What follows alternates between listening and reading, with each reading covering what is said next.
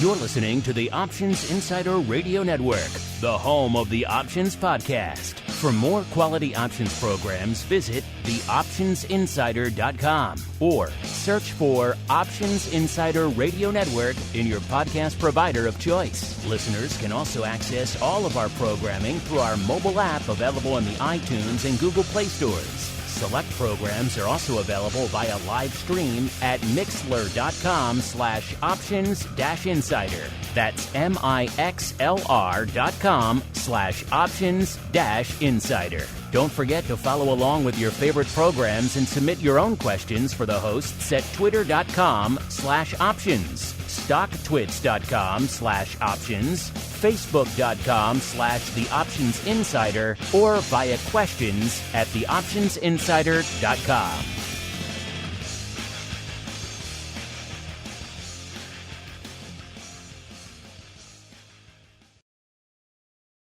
You wanted it, you got it. A radio program that helps teach you options trading inside and out, basic to complex. This is Options Bootcamp. Whether you want to learn how to protect your portfolio, generate income, or even become a master of volatility, the Options Bootcamp drill instructors will break it all down for you. Now, let's get you into peak options trading shape. Here are your Options Bootcamp drill instructors. All right, everybody. That music means it is Education Wednesday. It is time to hold court here on the Options Insider Radio Network and talk some options edumacation. Yes, it is time once again for Options Bootcamp. My name, of course, Mark Longo from theoptionsinsider.com, as well as from the ever-exciting network upon which so many of you are binging these days. Remember, if you do like what you hear, throw some stars our way, just like AJ Grunt did this week. Gave us 5 stars and said, just very simple, very, very concise. Great show. We'll take it. Thank you. Thank you, AJ, and everyone else takes the time out there to rate and review.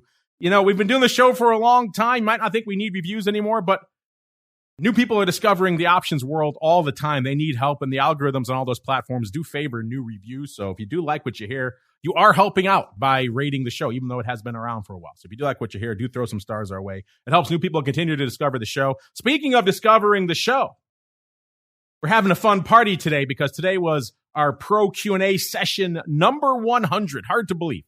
So we just got done answering a whole bunch of questions with our buddy, Mr. Matt Amberson from ORATS, a.k.a. the Oracle of New Hampshire. He has made some guest appearances on this show as well. That was a fun time. So we thought, why not keep the party going? Usually we limit the live to the folks who are on the pro side, but today we're throwing open the floodgates to all comers. So if you're out there in the listening audience right now, you're visiting us, following us at Options on Twitter, then just click on that link. We put it out there to Twitter, onto StockTwits, and pretty much everywhere else. You folks can click on that and join us live right now to participate in a fun mail call palooza. We're not done answering questions yet because I am joined once again by the black-hatted one himself, Mr. Dan Passarelli from Market Taker Mentoring. Mr. P, welcome back to the show, sir. Are you ready for some live question answering extravaganza, sir? Yes, I am, my friend. Let's do this thing. This sounds great. All right, let's do it. Here we go. A little bit of the old mail call.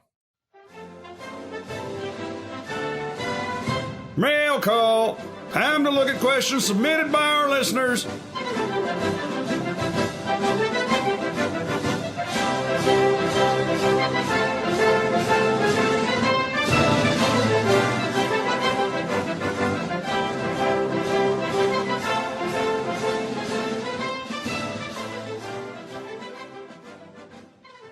All right, let's get to it, listeners. Let's start with some of your feedback, your views from last week on our question of the week. It was kind of an interesting one. We asked you quite simply, in these troubled times, where are you allocating the majority of your portfolio? Gave you cash, gave you crypto, gave you equities, and commodities/fixed income. Those were your 4 choices.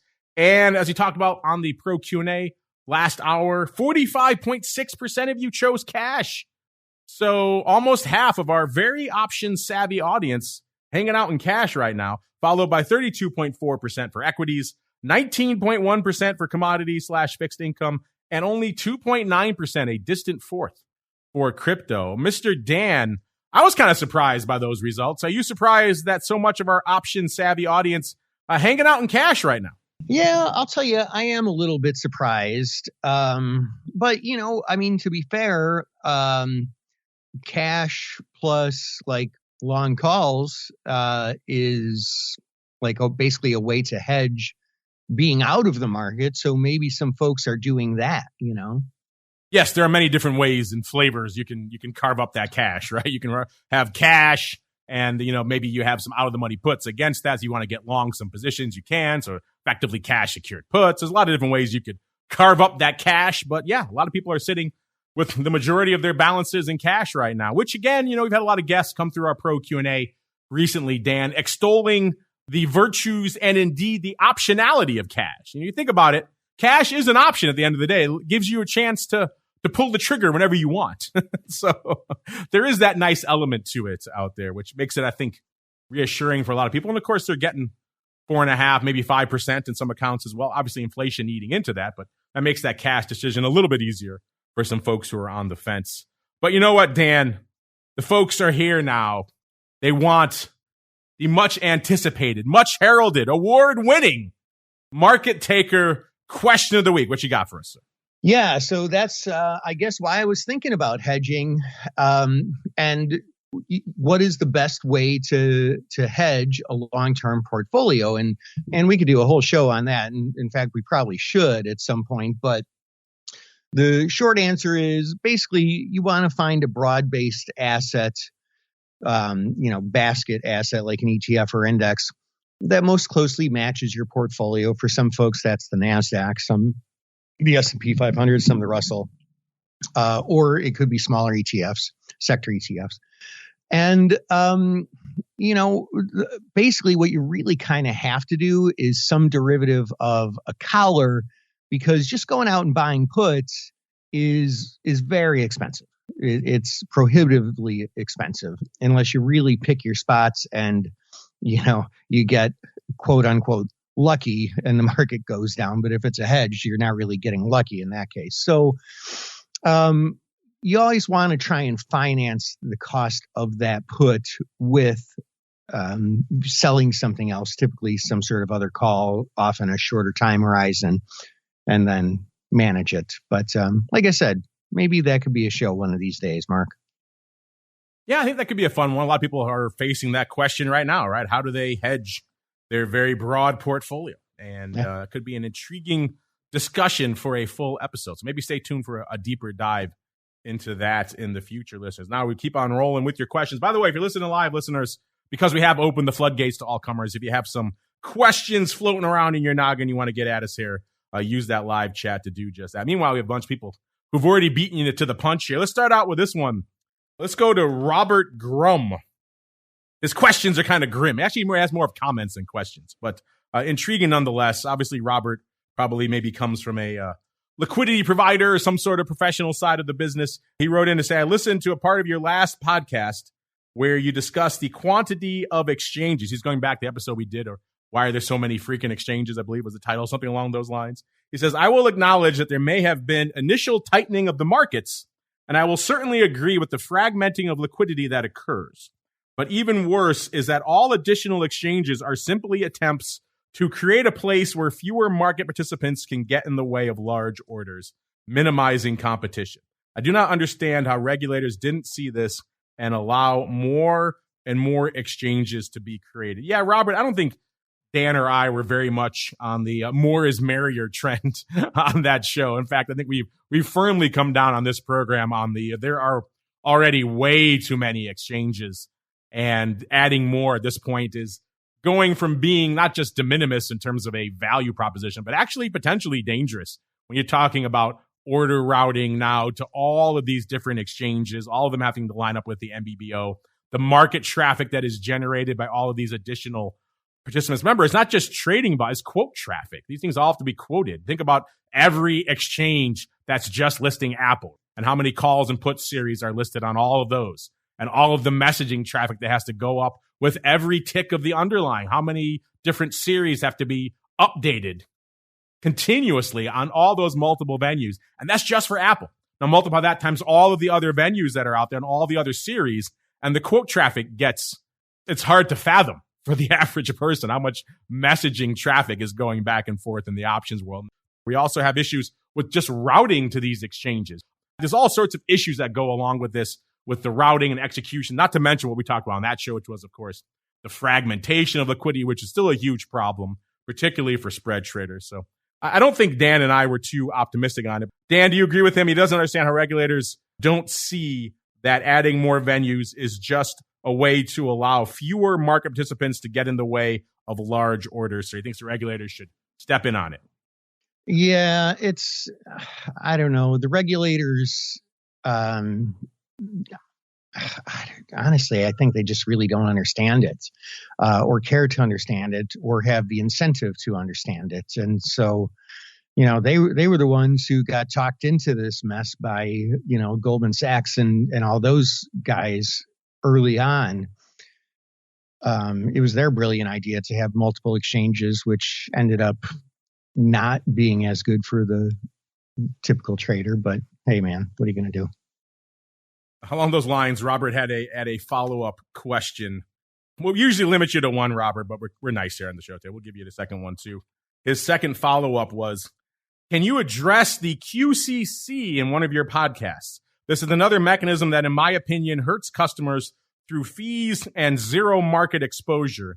How the SEC allows this to continue while seemingly over-regulating other aspects of the industry doesn't make sense. Again, Robert, this is kind of a in the weeds type of topic, but hey, we'll take on all comers here. So if you're not familiar with this, listeners, don't be surprised if you're newer to the world of options. The QCC, that stands for Qualified Contingent Cross. It's a type of order, usually for big block trades. I remember talking to the CEO of the ISE at the time, Gary Katz, when he was talking about this. They're the ones who put this order type through. And it's effectively allowing institutional brokers to cross orders electronically without really exposing them into the market.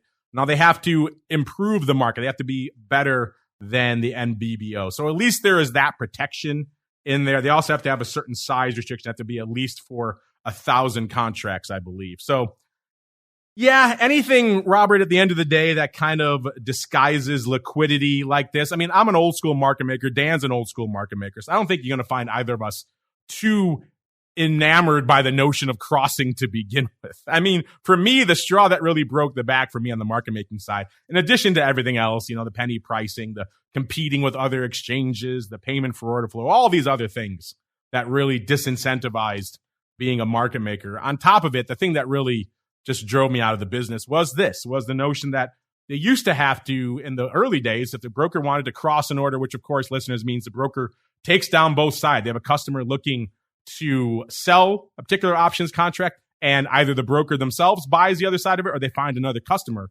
preferably to buy the other side of it, so they get paid on both sides. So that's called a crossed order, listeners. They used to have to do that, but they had to improve the market. So if the market was $1 bid at $1.10, they couldn't just cross the options on your $1 bid. They had to do it for at least $1.01 or something along those lines. Those protections, when those finally went away and brokers could come in and they could cross orders on my bid or on my offer, they didn't have to do anything to improve the market. That's when I realized the writing was on the wall for a lot of market makers out there. And I started looking at other things, and lo and behold, the Options Insider was born. So I'm not a huge fan of any of these mechanisms that allow people to, as you put it, disguise liquidity. Dan, what are your thoughts on crossing in general then, as Robert wants to know, specifically this qualified contingent cross? Do you have any issues with it, sir? Yeah, I mean, in practice, it ends up being kind of a conflict of interest, in my opinion. Like on the surface, supposedly maybe somebody might have the opportunity to get in there. But in practice, they really don't. And I don't know. I mean, if it trades in the middle of the market, or on the bid or the offer, I guess that's okay. But when you start cutting out liquidity providers, it really kind of hurts the whole system, I think, in my opinion. So yeah, I'm not a fan of it. And to answer the other part of your question, Robert, the SEC did hold it up for, I believe, a couple of years. They were supposed to come out in somewhere around 2009. I don't think they finally gave it the nod until 2011. So for whatever it's worth, they dragged it out for 2 years, but they did end up ultimately approving it.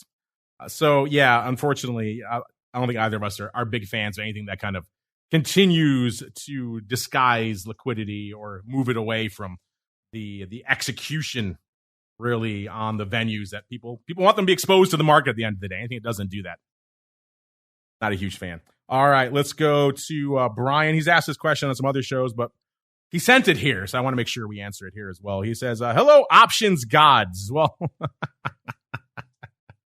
well, hello, Brian. I like that.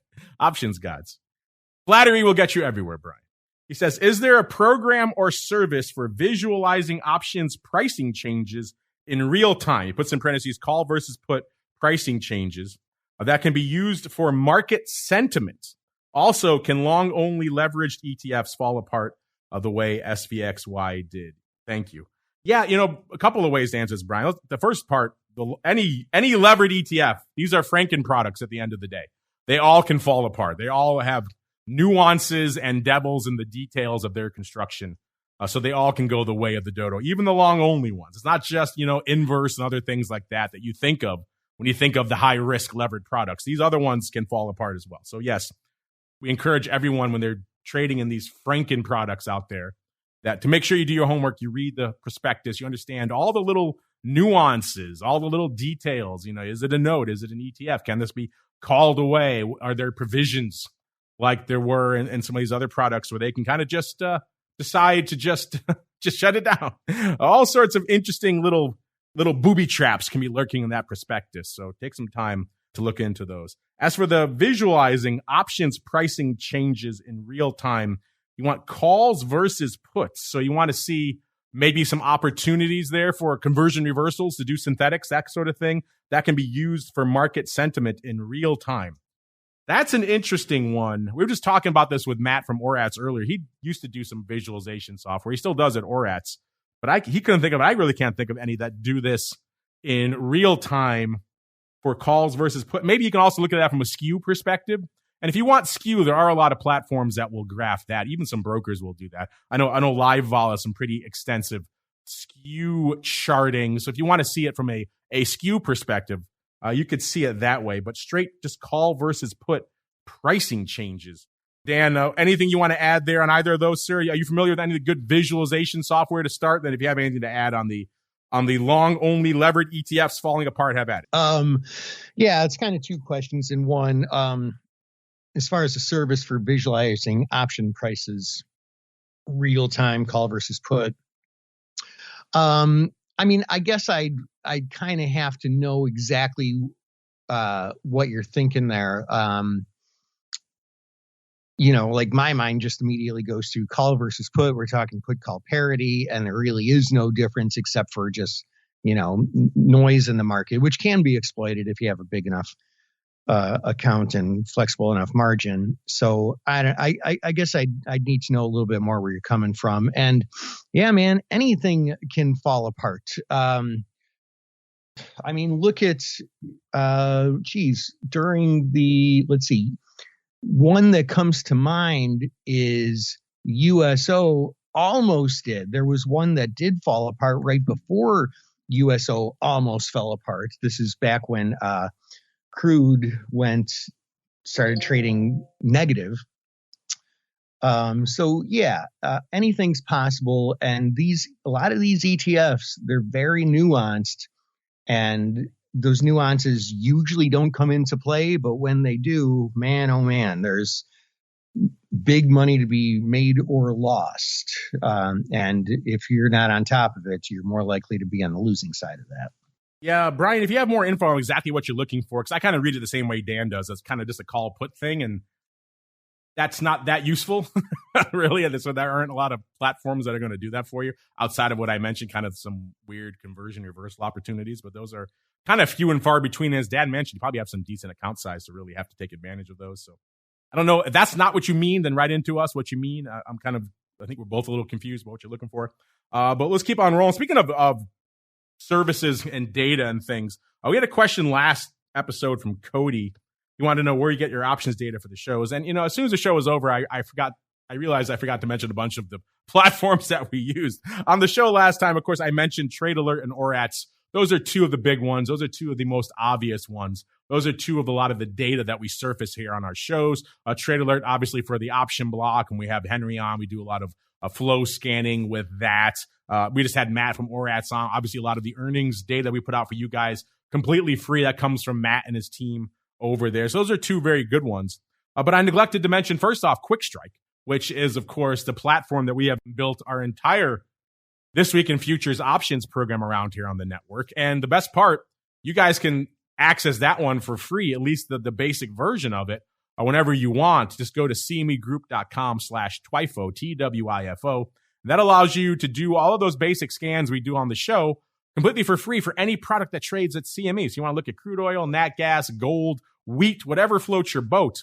You can do all that at that URL. Of course, you can then upgrade if you want to check out some of the more advanced features, and there are quite a few of them. So if you like trading futures options, I encourage you to check that out. But I neglected to mention QuickStrike first off.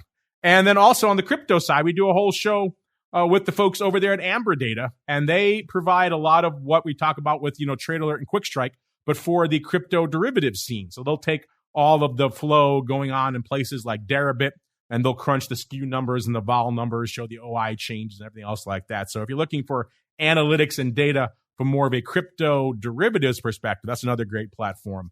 Now, all of these cost money to various degrees. Like I said, the QuickStrike one, you can get a free, you can pretty much use all the basic features for free at that /TWIFO link over there at CME. The rest of them, we give you a lot of data from ORATS for free. They have more that you have to pay for. Trade Alert's a pretty beefy bundle. It's really for institutions.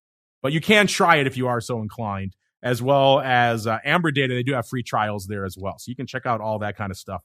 But I wanted to make sure I gave you the full gamut of a lot of the data offerings. As soon as we finished the show, I said, wait a minute. I forgot to mention a whole bunch of them out there. Dan, any other interesting options data sources that you use you want to mention here on the show? Yeah, I mean, I like Trailer and ORATS.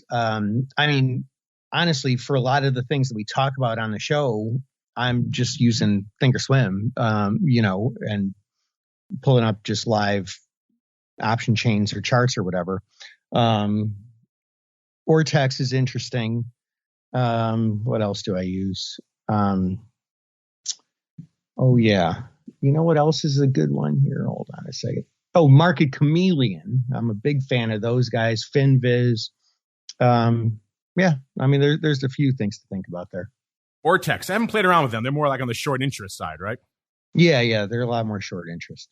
There you go, listeners. If you're looking for the meme stock palooza 2.0, maybe those are some of the ones you want to check out as well. If you have some platforms you like to use, maybe they're free or low cost, you want to share them with your listeners, hit us up. Let us know here, listeners. But yeah, those are some good ones. And on top of whatever your broker provides to you, listeners, obviously it should be some good tools there. And if there aren't, you should probably switch brokers. Let's go out to the live. Option God, he has a question. He says, speaking of Frankenproducts, yeah, we were just talking about Frankenproducts there for that question. He wants to know, what do you guys think about SVIX as a trading vehicle for newer options traders? SVIX. Good old SVIX. This is, of course, listeners, if you're not familiar, as he mentions, it is one of the Frankenproducts. This goes back to, I think it was Brian who was asking about the risks of these products. This is one of those ones that falls into those high-risk categories. This is an inverse VIX ETF. So obviously, VIX is known, not so much recently, but in past years, for being a product that can explode to the upside, right? So if you have a product that is inverse that, those explosions to the upside could be dangerous. Just go back, look up Volmageddon or VIXmageddon from February 2018. You could see what happened the last time VIX spiked up to 80. What happened to the previous inverse VIX product, which was XIV. Spoiler alert, it went the way of the dodo. SVIX right now trading right around 19 3/4. As for your question about what I think about as a vehicle for newer options trade, we talk about this a lot on our Volatility Views show. So listeners, if you are intrigued about these kind of products, tune into that show. We talk about a lot of the vol ETPs there.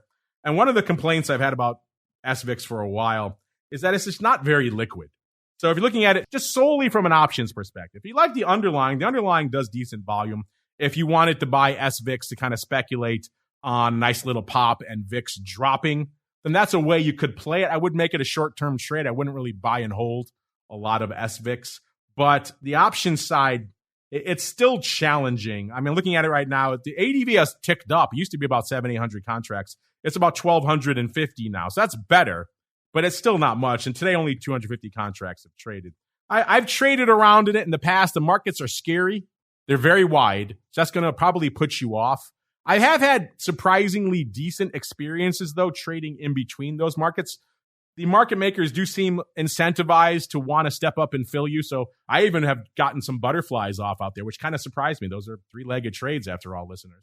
And I was able to get some of those done. So that did surprise me. So maybe if you're intrigued and you're put off by the markets, it might be worth putting a few feelers out there, some verticals or other things that intrigue you, and just see if they meet you halfway with the spreads. But you are going to probably have to work whatever you do out there because the liquidity isn't quite there yet. Also, no weeklies, only monthlies. That's another problem. But then again, there isn't enough liquidity to support the monthlies, so I get why there aren't weeklies.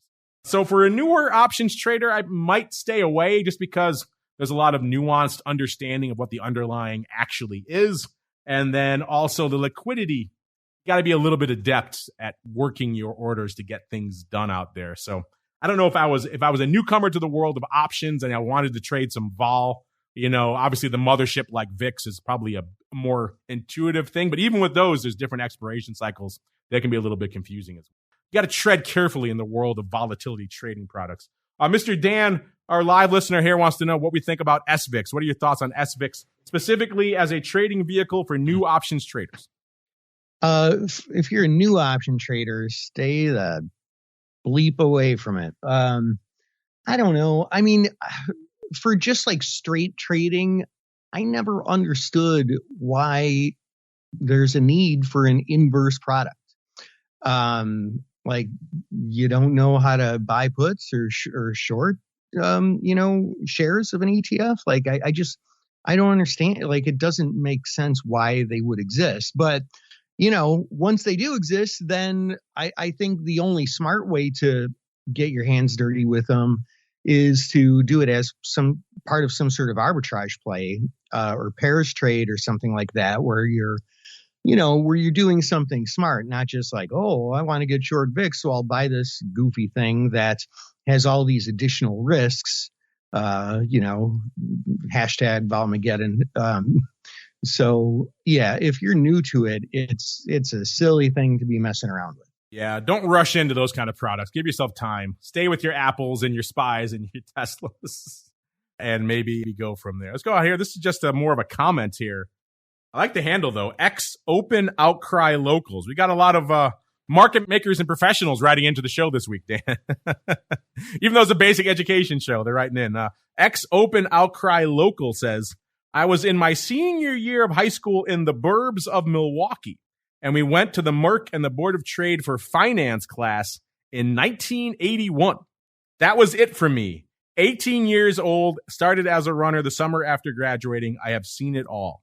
Oh, well, there you go, Dan. He was lured to the dark side. Yeah, Open Outcry Local. My story, I didn't grow up here, so I didn't have that experience. But my cementing fact, the catalyst that really lured me to the dark side was I was interviewed in the SPX pit when I was thinking about doing this at the job. They flew me out here from New York and they brought me into the SPX pit. And even though it was a slow day, that's why they were able to do that. Just being surrounded by that. And I said, I could do this now.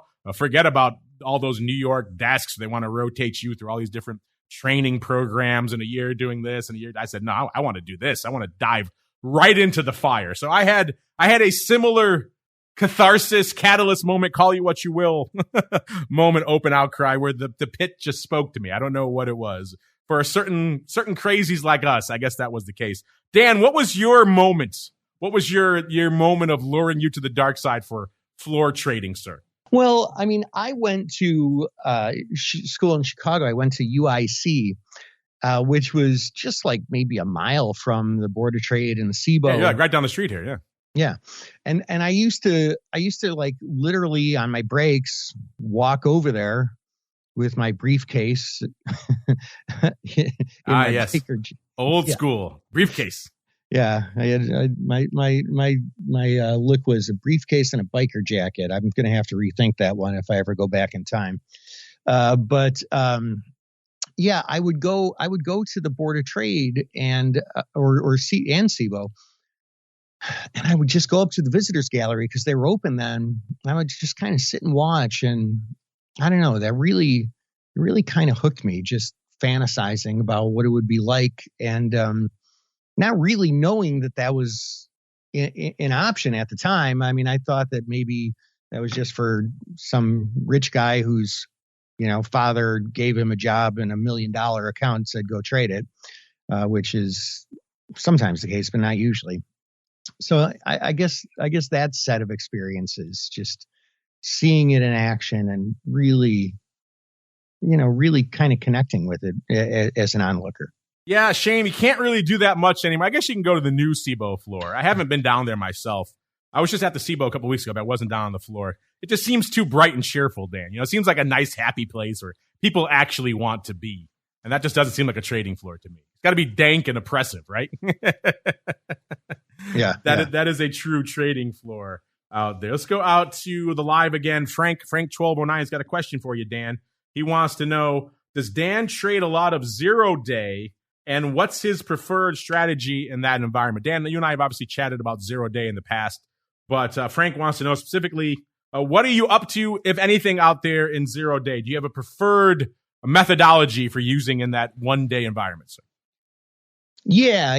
I do trade 0 days on a fairly regular basis. And the main thing that I do is, I just latched on to Russell Rhodes' technique of using vol Q to trade an iron condor in the NASDAQ on a certain day when it meets certain criteria.